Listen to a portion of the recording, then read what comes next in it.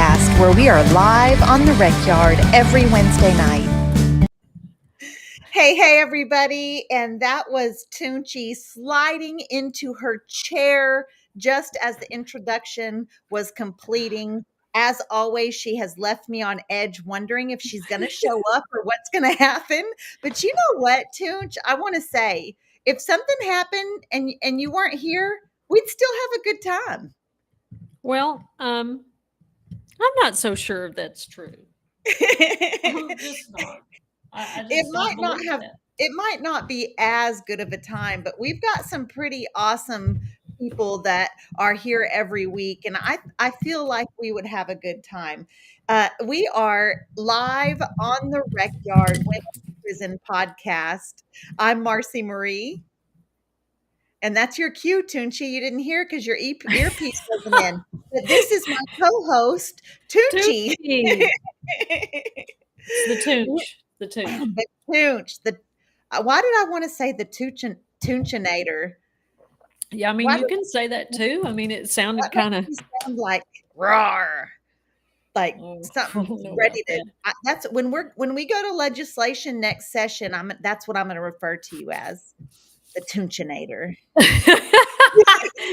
You should. I mean, you did tell them that one time they made us pull it back till it was. That's how you're going to start the show? People, well, they did. They did tell us that. And it was disrespectful and out of line and wrong.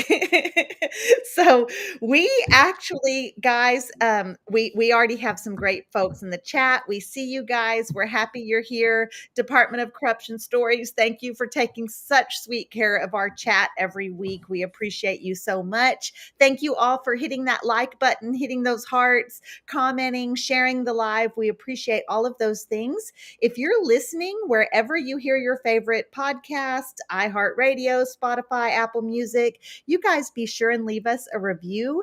We would appreciate that so much. So we actually had a show lined up with our good friend Pamela Bryant, who is the founder of Walking by Faith Prison Ministries.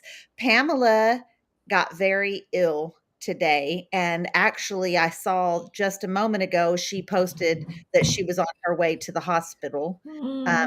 She was she sent us the sweetest video, and if I thought she would approve, I would play it for you guys because it's so authentic and sweet that she's so sorry not to be here with us. And then her little voice, she just sounds terrible. So we apologize for the game change, but when we record live, this is the kind of thing that we have to be prepared and be swift and on our feet and swift. Yeah. Oh, see, I said the swift. I said the swift word. Did that make you think about Taylor? Everything makes me think about Taylor. I can't wait to tell y'all my highlight. Okay, well, let's get to that. You guys be prepared. We're going to talk about a couple of current events, but we're going to do a Q&A. I'm pulling up some of my favorite questions off of my TikTok app, guys, and you guys can help us answer those. And you guys get in the chat and be asking some questions. So be thinking in your mind, let's just have a good time and be relaxed tonight. And Pamela's going to come back. She's promised us, and she really wants to be here. And I'm excited for her to be here. She's a really fun, passionate lady, and y'all, she's just right off the Rec Yard, and unapologetically right off the Rec Yard, and she's our people. So we look forward to that. But before we get to the show, hey, Tunchi, let's do a weekly recap. I don't know. Was it janky on your end? Well, I'm going to be real honest with you, honey. Your video quality is not the best tonight. And I wonder if you had come on time. I don't know how this is turning into my fault. Yeah, well, I'll tell you what. It's because for some reason my internet is unplugged and I'm hooked up to the wrong internet. But, Okay. we didn't have time to make those kind of checks before we got started. I Oh. wonder if I wonder if I hook it up while you tell us about your what you wanna tell us about your weekend. Do you think I could figure out how to do that? I I mean, mean, it'll just leave you by yourself, and I'm sorry. fine. I apologize in advance to everyone. Let's do It's it. okay. Let's do All it. right. Well, So try it's and see if you can fix it. I'll handle okay. it. All Okay. right. Okay. It's just me. It's me. Hi. I'm the problem. It is me, and I usually am the problem. So my highlight was that Sunday morning, the LBJ Library slash museum, or maybe it's just the museum.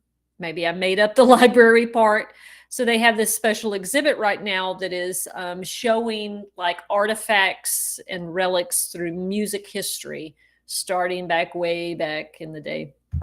And so there was some really cool little stuff on display. There was some lyrics that Tupac had written. There was Elvis's one of his outfits. Just all kinds of cool little stuff. Madonna's wedding dress when she was on performing like a virgin on MTV. But at the end, right at the end there, and if you saw the picture I posted on Facebook, was an outfit that Taylor Swift had worn during the Reputation tour, and one of her guitars and her knee-high boots. And it was, I couldn't touch the glass, but that was the closest I've been to Miss Swift, and it was an absolute delight. Now, the other important update was that went out to see a very dear friend that a lot of us know in this space. Her name is Belinda Ramirez. She was released from prison after 33 years. 33 years from the time she was a very young woman. And it was a really delight to see her. Several of us went out, me and Mandy and Lori and Helen and Kath, just a whole group of us went out there. She lives out in the country, and just sat with her and ate. She made us enchiladas, which I'd always told her, Belinda, when you get out, you're going to have to make me deviled eggs and enchiladas, because that's what she would make me. I've known Belinda since we were kids, since I was a kid at least. She was in her 20s, but she always looked out for me. She was always the one. Like y'all have seen Orange is the New Black, right? You know that character Red, that she's just this very strong-willed kind of matriarchal figure in the show that people, like she's that's so much Belinda. But so it was really good to see her, and she's a little overwhelmed right now, but that should be expected when you do a lot of time. Her internet's not all that great out in the country, but we're just excited to see her home, and after so long. So we actually worked with the UT Parole Clinic over the past, it's been a while. It took, 2-3 years. And we worked with them to correct her sentencing, which really, thank God, the integrity unit at Bexar County saw the error in her case and fixed her time, because they were going to make her do another 15 years after having done 28 to see parole again. So got that done, got that taken care of, and she made parole, and she's home. And Marcy's back. And the video quality is just fucking weird. It's horrible. It's horrible. And it's because something is going on. You guys know I live out in the sticks. So I used to have to travel to town to record, but I got Starlink. And so we have both services, which is why I didn't notice that mine was out. And I used it this morning. I remember this morning, but let me tell y'all, I cleaned my floors. And when I cleaned my floors, I was moving everything. And then I noticed the router had got knocked over, and I just left it there. Like I was just still cleaning. And I don't know what to do. The router, it doesn't have a power button, so I unplugged it and plugged it, and I looked at my little app. Anyways, y'all, sorry. This is sorry. Sorry, sorry, our guest is not working out. Sorry that my video is horrible tonight. But you know what? We're here and we're doing the dang thing. Um, and while Hey, we're on that note, yeah. well, I was just going to say, as long as people can hear your voice, people will stay. If the audio is garbage, people are like, I can't deal with this because I can't, I can't hear what you're saying. Um, People will hang in there with us. So, girl, everybody knows what you look like.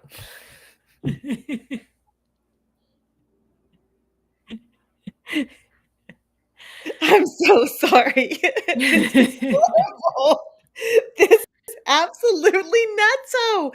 But I am getting this video of Belinda because I do want to play it for y'all. Because it's really incredible. So I'm going to get that together while we talk about my week. Did Okay. did I do anything this week? Did you? You did, didn't you? Was it y'all's Dallas event or We did you already did. talk about that? No, we didn't. We, what did we do? Oh, Wasn't we that went to, last Friday? it was the right how could I forget that? It was a great event hosted by dream.org and the Right Cause Urban Youth Conservation. And it was the Day of Empathy, Texas. And so we were really happy to be there. I got to be on a panel. It was a really interesting dynamic. When they asked me to be on the panel, they wanted to hear my stories as they relate to clean slate legislation and how that would help me personally. And I immediately emailed them back and was like, you know what? I came home with a lot of privilege, a lot more than most people getting out of prison have. So, how about we get my prison daughter on the panel because she knows a thing or two about how record expungement would help her. And so they countered with, "How about you both be on the panel?" Mhm. So I was on this panel with three or two people that had gotten out of prison and basically come home to nothing, right? And had trouble with everything because of their records. And then another gentleman who had never been system impacted directly, but indirectly. And so he watched family and everything struggle. And so he started an organization. And then it was me. So they're asking questions like, what resources were available for you when you got home, and these other two gentlemen are like, nothing. Nyala's like, nothing. There was nothing. And I thought, well, the resources that I came home to were my family already in place. I came home to a family with homes and jobs and vehicles. There are people, you guys don't realize how hard it is for someone getting out of prison, even to make it to the parole office. Sometimes they don't have their driver's license, they don't have a vehicle. These these are the kind of things that we need to fix. So anyways, it was a really interesting dynamic, huge turnout. Linus had a table and we had, y'all, formerly incarcerated women were in the house that night. We had such a massive turnout for Linus. I just loved it. People were coming up to me like, this is your group? This is your group? I'm like, yeah, this is us. This is us. So it was really incredible. I was so honored to be a part of it. And yeah, it was amazing. I'm going to, in just a minute, for sure put the Right Cause their social media handles on there because you guys will want to follow them. They're out of Dallas. They're a newer organization, but they're doing big things. So I'm really excited for that. And Tunchi's private messaging me that they're in the chat, and I'm so discombobulated because my internet is off. That I see you, Tunch, but I do not see their message. I'm literally scrolling, y'all, looking for it. There it is. So, hi.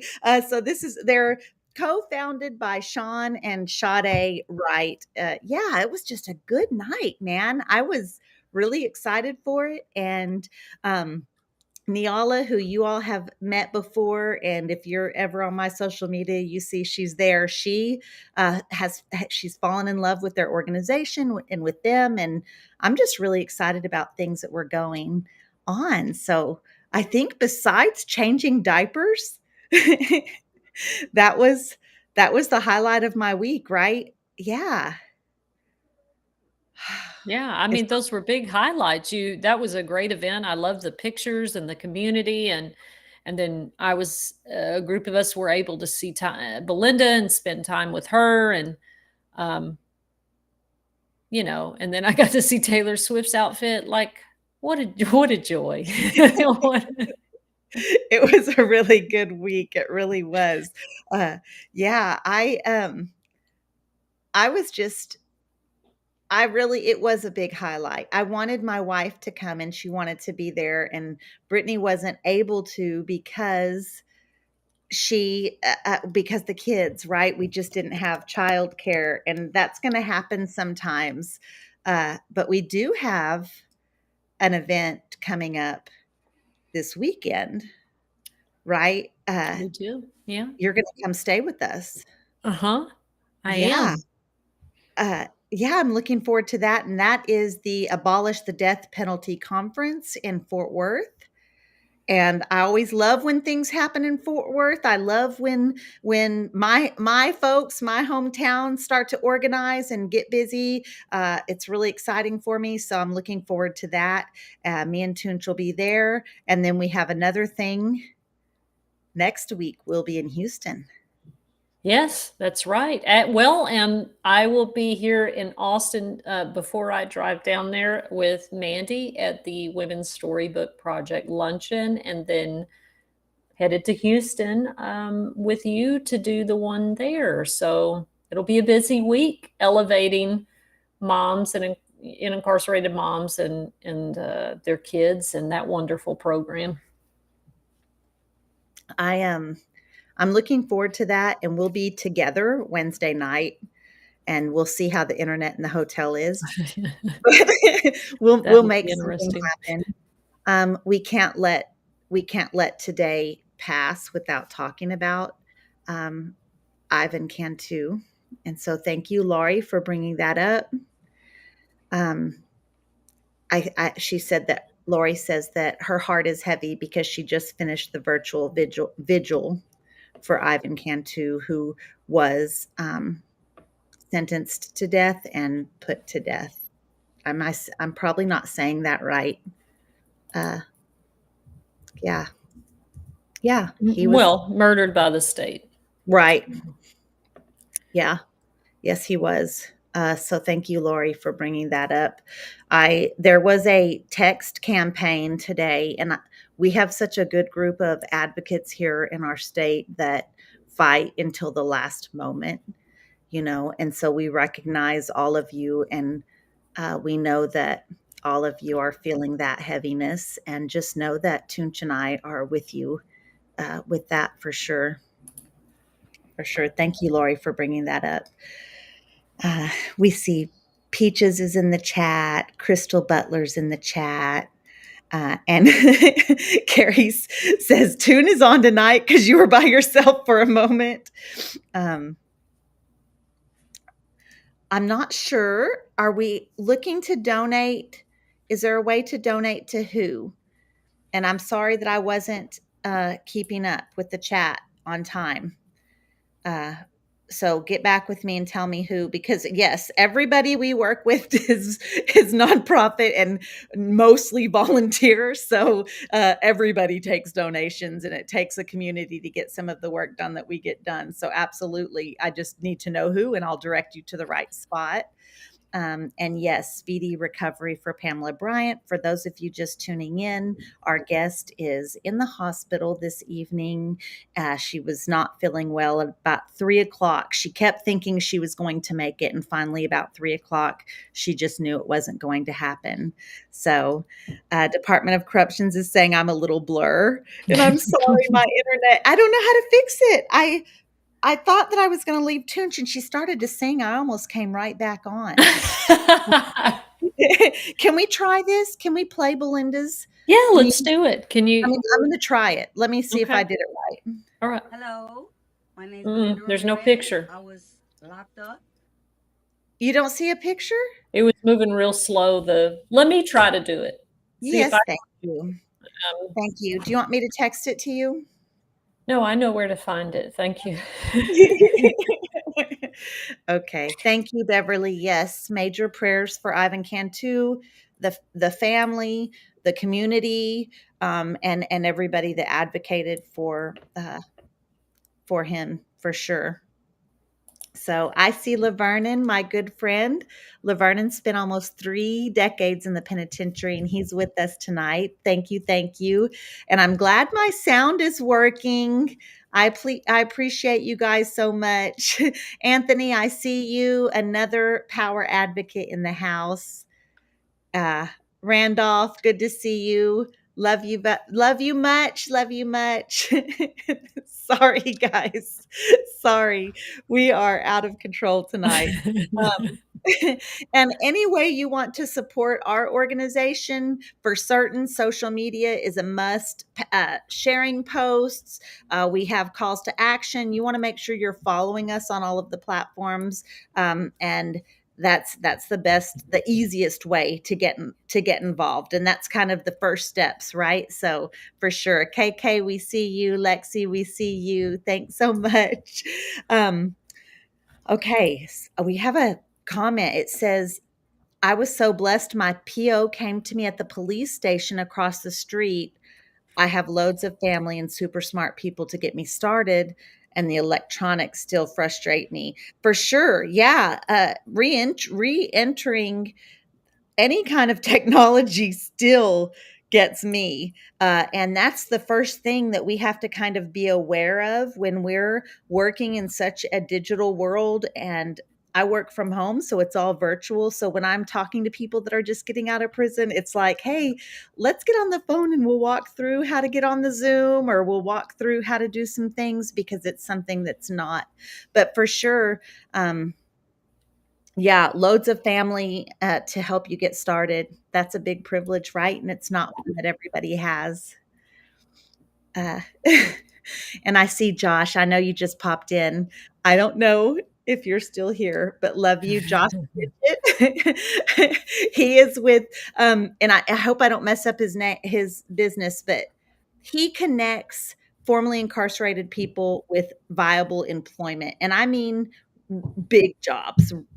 I don't just mean, hey, I'm going to stick you, and there's nothing wrong with working at McDonald's or working wherever you need to work to get started and pay your bills. My first job was Sonic, and I'm not downing on it, but he's going to connect you with bigger employment. He wants to, if you have an education or a skill, he wants to connect you with a job that uses that. So anyways, and he's also on the board of the Second Chancer Foundation. Love you, Josh. Okay, let's see if this works. Are you ready? I'm ready. Do it. Do I need to do it? Do you need to allow it on the screen? Yeah. Oh, I see. There it is. Okay. Okay. Let me go over here and make sure his sound's on. Okay. My name is Belinda Ramirez. I was locked up, incarcerated for 33 years. I got out 2 weeks ago. If I wouldn't have had my friends, my former incarcerated friends, help me out and support me mentally, I don't know where I would be for real.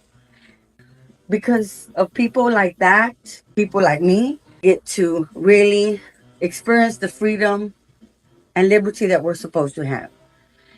I am very blessed to have my former incarcerated friends, everybody, the whole lioness that has been there for me. And we also have people who sponsor us, who are there for the lioness. And if it wouldn't be for them all coming together, this wouldn't be. I just want to tell y'all thank you. Thank you, lioness. Thank you, everybody who is out there, former incarcerated people that is down for us. Thank you. Love it so much. And You went to that, and I'm texting you and Mandy and another one of Linus ladies and our friend, and I'm saying, "Hey, see if you can get Belinda on tape, just kind of saying what it means to be a member of Linus and what it means kind of coming home to this community." And I was expecting like, "Hey, I'm here with Belinda," something like that. And I was expecting her to be just a little timid, but she hit that hoe. She did such a beautiful job. When you sent me that video, I was like, "Oh my gosh, she's made for this." I mean, Belinda, she was like, "Oh, what do you got me doing?" She said, "No, I want to do it. I want to do it. Like, what do I say?" And I said, "Well, just tell people what this means to you, like, you know." And she was a little nervous or whatever, but yeah. And Belinda's, she's she's the type of person that, you know, if she might be nervous or not know about something, but she gonna do it. You know, and she just, it was such a beautiful time. You know, I was really grateful to be there with her, and you know, Lori went with me, and Mandy and Helen and Catherine, and just, you know, and then Belinda's aunt was there, and it just, it was really No. overwhelming. Hello? You scared the shit out of me. My dog. This is the worst time for me. I thought I was on mute. Oh, shit, you scared the fuck out of me. I thought I was on mute. Like, girl, that made my heart seize because I was in a very vulnerable moment of sharing a vulnerable memory. And so when you did that, it felt like something was happening, like somebody was breaking in or something. Oh, I was like, oh my God, there's something that's going to happen right here on screen. And then from your neighbor, it was probably a little PTSD because you recently had an event happen at your apartments, and I feel like I contributed to that. That I'm made so my chest sorry. hurt. I'm so sorry. I want you to get your shit together to not miss. I don't know. This was set up for craziness tonight. When Pam got sick, and then I don't know how this internet, I clearly did something to it when I knocked it over, and now I don't know what. So Carrie said Marcy brought out the voice. And poor Miss Jerry's like, what just happened? I'm so sorry. Marcy's acting out tonight. She's acting out. I really am. Hi, Shannon. And you were really talking really sweet, and I'm so sorry. Golly. Yeah, because my son, I want to tell you how traumatized my brain is that because it's not just like yelling out like no all of a sudden. It was the tone of your voice. So it was like, my immediate thought was someone just busted in the house. Like somebody just came in and busted in the house. And, you know, I'm going to take it all the way and play the tape all the way out to some really crazy, like people just broke in looking for money. Like I had one time a pre-prison Marcy. In fact, I was still married to my first husband, and the kids were little. We had a Suburban that had like the TV, and it had a little like I almost think it was old enough that it was a VCR and not even a DVD player. I don't really remember, but anyways, it was hooked up, like it was a nice little thing, and I was so comfortable in my little world that I left my purse in the car often. And even more naive, ridiculous me left my debit card. I kept it in the where the sunglasses go, and you know, I kept it there for drive through, and I mean, it was just ridiculous. So anyways, my cell phone is in my purse in the car, and we still have a landline. Like it's that long ago. And we're in bed, sound asleep, and my cell phone, the landline rings, and I look at the caller ID, and it's my cell phone. So at first I thought, oh, my phone's in the bed, and me or Josh, we must have rolled over on it or something, right? And then it clicked. No, it's in the car. Somebody's in my car. And I wake him up, I'm like, get up. Somebody's in my car. Like somebody's got my phone. He's like, huh, I'm not going out there. And he didn't. So I grab a baseball bat and I go open my door, and our driveway was like in the back. We were on a corner lot. And so go out the back door with this baseball bat, and I just gave it that deep, hey, like just this, get away, go. And they jumped in this truck and drove off. But they drove off with my purse, with my phone, they had been out there a minute. And what had happened is that one of them accidentally hit a button on the phone in the middle of all of that, and it called the last number. Anyway, so that's where I learned that voice. And so I use it for the dogs. It makes them listen better. It's somebody's breaking in voice, right? Yes. Because when Yeah. I was living in Henderson, y'all, I lived out in East Texas, my own little apartment, right next to the woods. Okay. So you could hear gunshots at night, but sometimes it wasn't clear if people were out there hunting or people were getting shot. I don't know. Because at nighttime, that apartment complex became something else. Anyway, I had, was real poor working at Subway and Goodwill, and all I had was an air mattress. Okay. So I had, those, the blinds that are like vertical, you twist the thing and they turn like this. Okay. Right. I'm with you. Oh boy. So like I had to rig my windows to lock, like put the stick in them and stuff, like to hold them in place so they wouldn't open. So it was just, wasn't the best place, right? Well, anyway, one of those blinds fell off. And so I taped it back up there. Okay. So I taped it back up there. Anyway, I'm laying there and I sleep real light. You already know, Marcy, that I don't sleep well. And I had a baseball bat. One day I'll bring it. I'll show it. It's a little softball bat. I bought at Goodwill. So I kept it by my bed, by my mattress. Well, this is how much PTSD we have, is that in the middle of the night, that blind, the tape fell off. And so it fell into the other blinds. And I swear to God, it sounded like somebody coming through them.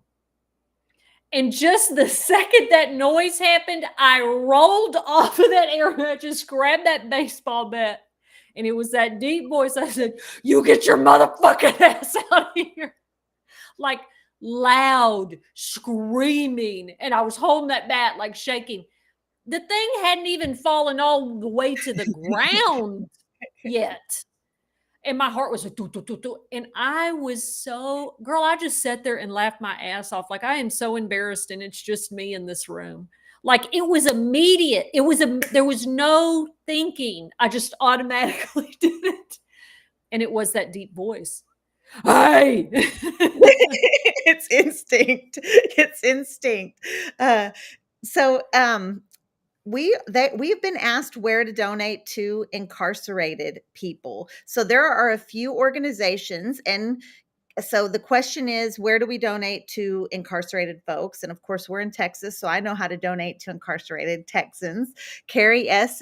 is bringing up that TPCA, which is Texas Prison Community Advocates, takes donations for cooling towels to send into the prison system. But on my website, which it just goes to my LinkedIn. It's not a fancy website, but if you go there, within the first 2 or 3 buttons, there are 2 organizations that we can verify that the monies that go to those organizations go to actual products, which are hygiene items that go to actual incarcerated women in Texas. The reason we know is because we have received items from these organizations while we were incarcerated. So it's very viable. The 2 organizations is one called Syndio Ministries, and their drive is Christmas in White. And that is an operation run by formerly incarcerated and exonerated Hannah Overton. And then the second one was our guest that was going to be tonight, that's in the hospital. She is the founder of Walking by Faith Prison Ministries, and she also buys hygiene items with, you can donate actual items to her or you can donate money. And so both of their links are in my, they're right there. Just go to my little website, which just pops over to my link tree. In the first few buttons, you see them. So definitely do that. Thank you for asking. That's an incredible question. I promised you guys that I would get you guys the social media handles for the Right Cause Urban Youth Conservation, and this is it on all of the platforms. This is how to find them. This is how to connect with them. They aim to mentor and provide resources for youth coming out of incarceration, for younger people coming out of incarceration. They have a lot of experience with direct and indirect system impact, right? So good people. I'm so happy to have met them. You guys want to follow them on everything. I want to get to, we have some questions. Cynthia's here. Hi, Cynthia. I want to know what little emoji Steven put in the chat. I can't figure out what it is. Is it a little piece of candy? Is it a little bat? What is that? It's underneath your comment there about the death penalty conference. I'm so behind that I can't even find that, girl. I don't know. Steve. I have no idea. I don't understand why it won't let me be a co-host in the sense that I can help you with the chats and do stuff in the chat. Have we not figured that out? I don't know. And maybe it would let me. Maybe there's a button that allows that. It should. Boy, this is like our first episode. If y'all haven't seen that first episode, it's worth going back. Please go look at the first about 3 episodes and you'll realize how far we've come. Even watching this episode, you'll realize it. We promised we would answer some questions. So first of all, if you guys have questions that we haven't addressed, please do. Please do ask whatever you like, ask away.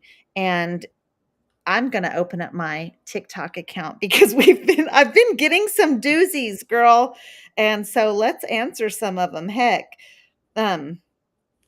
assuming that my internet will handle me on my phone and here.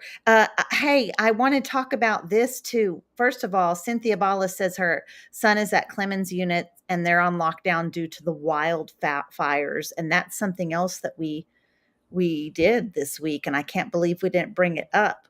I mean, we just did it 2 days ago. We just left Bryan, Texas yesterday. So Monday night, we did meet with some ladies they were currently housed in the halfway house in Bryan, Texas. And we talked about this very thing. What happens to incarcerated people in the event of a natural disaster? How is that handled? And it's so interesting. They're on lockdown, which means they're just still there. Yeah. Right. They're just sitting there. And what'll happen is TDCJ will literally wait till the last minute before they evacuate people if they're going to. If they do. That's the question. KK says that's the biggest wildlife in Texas history. So man, sending big prayers. He said the fires are, her son in the Clemens Unit said the fires are under control now, but the smoke and smell is unbearable. And what is happening to these men on the Clemens Unit that are inhaling all of this smoke?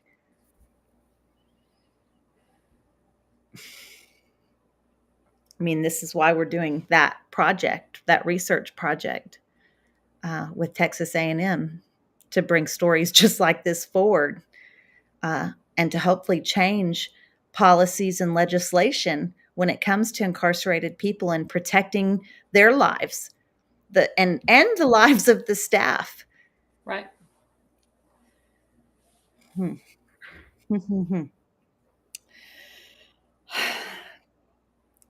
Well, this is that hurts my heart so bad. And then Department of Corruption stories. Now he's in Oregon. This is Stephen Parker, and he says they had a wildfire a few months ago, and the prisons just put the guys on lockdown. Cynthia says her son, has been covering his head with his sheet and blanket because of his asthma. You know what that reminds me of when they spray the chemical? Mm. Remember how bad? And I can imagine if he's doing that to try to filter the air. That's how we used to do when somebody would spray in the dorm, overspray, and you felt like you couldn't breathe, because when you were in cell block, sometimes when you were in the dorm, they would take everybody to the rec yard and let you breathe a little. Man, But when you Marcy, I remember when people would get sprayed, and we're not talking about like just the little can of mace you would have on your keychain. We're talking about it is a canister, and they would spray them in cell block, Marcy, and we would smell it in D dorm and C dorm at Mountain View, which is pretty decent, good ways away from cell block, and cell block doesn't have open windows, right? So it's just coming out from the front of the building. That is how bad and how intense that sometimes getting sprayed like that would be. Cynthia, I'd love to do a video about that. Would you message me? I see that you're watching from Facebook. If you message me on Facebook, and I won't put your name in a video, but let's try to get some exposure to that. I appreciate you bringing that up. Atma Meek did his time at Clemens, and this is another powerhouse advocate and our friend. So thank you for those warm words. Gosh, so sad, and scary and frightening, right? Because those are people's sons and daughters and brothers and sisters, and they are people. So, what about? Did you look at any of that stuff that they're saying in Kentucky about all those officers that got fired? Have you seen that? I did. I don't, my emotional capacity after our focus group the other night has been at its top, right? Like it's filled. Because Yeah. I mean, that's what we were talking about. We were talking about emergencies and and it just took me back there. I had a hard time sleeping that night, and then talking about it now, and then seeing, this is happening in real time. And anyway, I did see that, and I just haven't really focused on it as much. I think that you brought that up, and we should address that it's not just that these men on the Clemens unit are maybe covering their heads with blankets, or maybe they're doing different things. Maybe their head's close to the air vent if there's airflow where they're at, or maybe they've got the fan on their face, or the different whatever they're doing to help them not inhale as much smoke, or even mentally feel like they're not inhaling as much smoke. But the mental anguish of being in a position where you are seeing flames out of a window and smelling smoke, and you're locked down. You're locked in a room where you have zero control over if you're going to survive or not. I mean that's just part of it, right? It's not just the physical. It's not just that this gentleman has asthma, and it's not just that. It's also that there's a fire close enough that the smoke is bothering the people that they're breathing it in, and they have no control. They don't know when it's under control. They don't know. And apparently he was told it was under control, which means he had a decent staff member in his dorm, because some of those staff members will not give updates. Nothing. Right. And that adds to the stress. And that was something that we had talked about is, this inability to do anything, right? What do they say? You're a sitting duck, right? Like you're just at someone else's mercy. And staff usually doesn't tell you what's going on. And if they do, I mean, I don't know if I always trusted them when they did tell us. I always, how we just, and this is another thing that will wear your spirit out and you just can't stop doing it, because I still can't stop doing it. You are looking at the guards. And I saw a video that somebody said this about flight attendants. Like when there's turbulence, they look to the flight attendants. Is she worried? Oh, okay. She's not worried. So that turbulence must be normal. So I'm okay. And it's when that flight attendant's face looks nervous, you're like, oh, something's wrong. And, it was a funny video, right? Because I think everybody kind of does that. Imagine doing that all the time, all day long, with looking at staff. So when staff, and I think you saw that too, right, Marcy, when during COVID, is like, yeah, something's wrong. Like they're being weird, like the looks on their face and like their mannerisms. And so you were constantly with this hyper vigilance, constantly monitoring, because you can't trust what they say out of their mouth. You can't trust if the warden comes in and says everything's under control, don't worry about it. But you're looking at your officer and they're just like, then you already know. Okay, well, they're lying. Something's wrong. And it's Clearly. just like that wearing, like that. I don't think people realize how much energy emotionally and mentally they can be exhausted, like it's exhausting. It wears on you. Even when there wasn't some kind of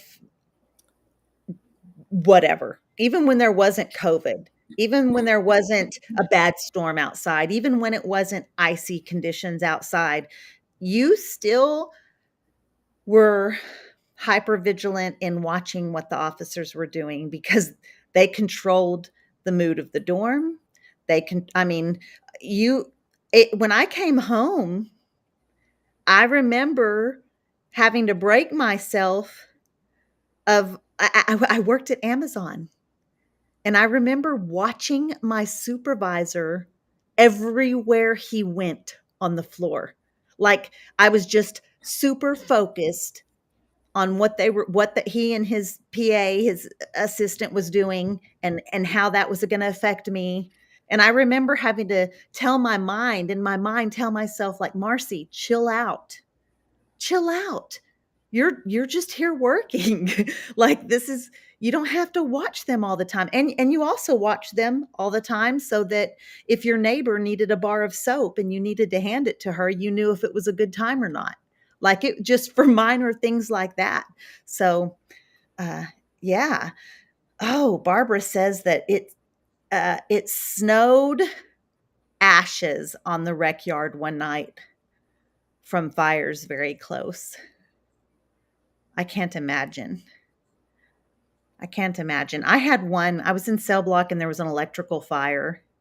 And it was small flames, but it was more like spark. But it was really smoky and the smell was really bad. But it filled the dorm with smoky, and we were in our cells, and they called the fire department. And when the fire department got there, they were like, why are these ladies still in here? That's right. When they chose to bring us out. The staff, it never even occurred to them to get us out. The fire department had to come and say, what are they? And then we're just taken out to a rec yard, fenced in right by the building. So crazy how it all works. So thank you for that, Department of Corrections, and thank you guys for hitting the like and for chatting and hanging out with this poor internet service and our guest sick and me yelling at the dogs and all of that good things. But yeah, this is and that is the reason we're doing some of that work. And you're right, Tunch, hearing those ladies fresh out of prison, being so vulnerable and trusting us with their stories, and in a way that very much was triggering for us. And just seeing some of that raw emotion from them, it's things that sometimes we kind of tuck away. And then when they're talking about it, it brings all that up. Yeah, for sure. For sure. Somebody who's watching on Facebook, probably in our Lioness group maybe, says, remember the fire drill team at Mountain View. That's Miss Jerry. And y'all, if you're watching from the private Facebook Lioness group, it is a private group, so it won't highlight your name. If you'd like your name highlighted, you gotta watch from the public platforms. But yes, I remember that, and I remember we would have to do fire drills, and we didn't do them. Let me tell you something. At the other units I've been in, we never did them. Never. And a lot of stuff at Mountain View was a little bit more by the book and a little bit more protocol. But a lot of times, even when I worked in the risk management office, a lot of that stuff he just would sign. Like, well, we can't have a missing piece of paperwork, so just create one and sign it for me. That's exactly what I was going to say. Just because you weren't having them doesn't mean that the paperwork didn't show that you weren't. Right. And a lot of time it was, okay, grab your ID, everybody outside, it's a fire drill. And my thing was always, it was no real direction about what to do. It was just they opened the door and said, everybody line up. Bed book order. Mm-hmm. Ugh. And Marcy, I hadn't even heard that term since I don't think I've said that out loud. Bed book order, grab your eye. Oh, geez. Did y'all have to be in bed book order all the time? We had to be in bed book order several times, but I'm remembering a fire drill, and we had a lieutenant who was pretty, let me just say, she was a bitch. She was hateful. Okay. She was ugly. She made people feel bad about themselves. She was one of those officers that if someone was in some kind of mental health issue and upset, and I've heard this lady just, her kids, my kids, my kids. And this lady, this incarcerated woman was in full crises. She needed help at that moment. They should have been calling psych and getting her help. But that's not the answer, right? The answer is handcuffs and solitary confinement. And as the lieutenant is handcuffing this lady, she's telling her, you didn't care about your kids in the world. If you cared about your kids, you wouldn't be in prison. Just completely exacerbating this mental health crisis. So I don't like this lady. I don't throw around that B word in a serious way often. And when I say it, it's because I feel it. She was a hateful and mean. And we had the fire marshal come and do a fire drill. And they did it in my dorm. And so they get everybody, they're telling us to grab our ID, line up in bed book order. We all are headed to the rec door, and she runs to the rec door and she doesn't have the key. And she's looking around and she goes to the picket. Well, the keys are in admin, ma'am, and anyway, she had to run to admin to a whole nother building and come back. And of course we failed that. Of course the fire marshal's just standing there. Wow. And I remember thinking, wow, we would be burning up or smoke or whatever. If it had been an electrical fire, we might have not burned up because there's so much concrete and metal, but the smoke inhalation would have been horrible. But I don't remember any other fire drill. Any other time we ever had to leave was because someone had died in the dorm, or we got put out to the rec yard one time because 2 officers were fist fighting, and we had to line up in bed book order. But these are the kind of incidents. I don't remember. There was not much preparation. Mm-hmm, mm-hmm. So. Well, Marcy, we're coming down to about 6 minutes, and I would like to maybe get closer to ending with a happy, fun story. Let's hear it. A prison story. related to the fire hoses. Now, I don't remember because it's been a long time since I've been at Murray, but did Murray have the fire hoses on the wall? Okay. Well, Yes. okay. Yes, we did, because actually I don't remember. Henley did, and part of my job at Henley was to test those. Yes. So at Mountain View and at Crane in the day room, they're right there. I mean, they're just right there next to you. There's the water fountain, and they're on the wall right there. And now I'm gonna tell the story, and I hope she don't get me for it, but it's just a fun, good story, and it speaks to why we all loved Belinda so much. She's crazy, like she's crazy. So I'm in the back bedroom, which is a little bedroom that was to the side. The main bedroom, the day room, and then a little back bedroom that used to be what we would call the clothing room. It used to have the washer and dryer in there, but that was a long time ago. Now there's beds in there. And so there was a lady. Her name was Amy. She was a bigger woman. She was sweet, but at the same time, she was kind of a bully. It just depended. She was just one of those. It's just hard to describe. Very stubborn. And so I believe that I was trying to watch something on TV. And she was like, no, I'm not. I've been sitting here. And she had all her shit on the bench. No, y'all aren't sitting here. No.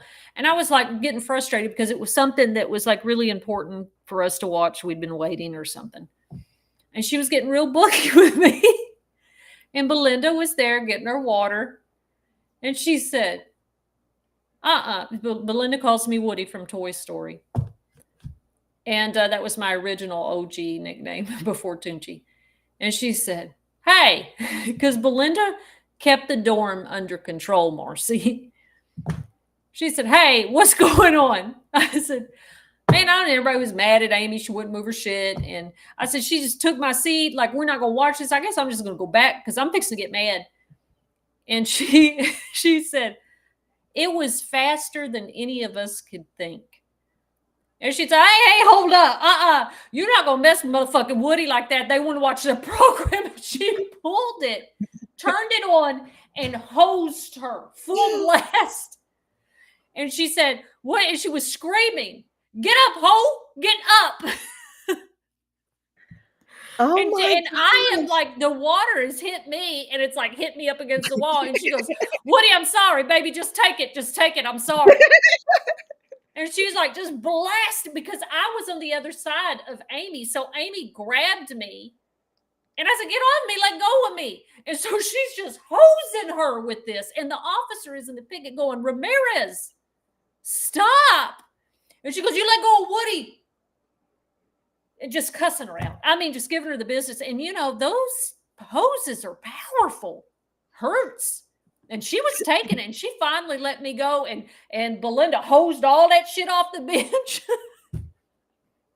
And so she wraps it up. By the time the keys are in the door, Belinda has grabbed the mop out of that little closet right there, and she's mopping. And the officer said, what the hell is going on? She said, and Belinda is she's just so unique. She's like, hey, we just had an incident now. It's okay. We got it under control. There was a leak. There was all this water. We don't know. And Amy's like, yes, ma'am. It just, I don't know. It just happened. It was just, I'm gathering up my stuff. Oh, everybody's cleaning up like it was just some thing that happened. The officer was a little confused. She wasn't sure. And everybody's cleaning the water up. That's one thing I'll say. Even if you're plexed up, even if it's not your friend and maybe your enemy, not that there are just a whole lot of enemies in there, but even if it's that situation, when it comes to getting in trouble, people will stick together with their stories. I have been toe to toe with somebody, and then we had to act like we were best friends. When we got caught up, got sent to medical, we're laughing, joking with each other. And we were just moments sharing like blow for blow. And that's just how you do it. I love that. And that's a great Belinda story. So many more stories that hopefully Belinda can share herself one day, but it was so sudden, Marcy. It was so sudden, and she just hosed all that shit off the bench. I love it. I love it. Para Woman Radio, thanks for joining us again. We sure have loved you joining in. She says it sounds like a scene from Orange is the New Black. And it really does sound made up. I love it. So next week we will be recording together. You're going to be in Houston in time for that, right? Yes. Okay. Yes, I mean, honey, because it's at 7:00. Surely I can make it to H-Town by 7. Well, I hope so. Okay, good. So we'll be together, guys. We'll see you guys next week. We'll be live in the same room, and that's going to be fun. And thanks for hitting the like, share button, comments, all that good stuff, reviews. What is it, Tunch? And then the next week we should have Pam on. Yes. I asked her about the 13th, and so that's the plan, and we haven't forgotten about her, and she is really sorry. We love you all. Thanks, everybody, for joining us, and we will be right back here, same time, same place, together live on the Rec Yard Women's Prison Podcast, 7 p.m. Central Standard Time. See you then. Thank y'all for hanging out with us on the Rec Yard Women's Prison Podcast with Marcy Marie and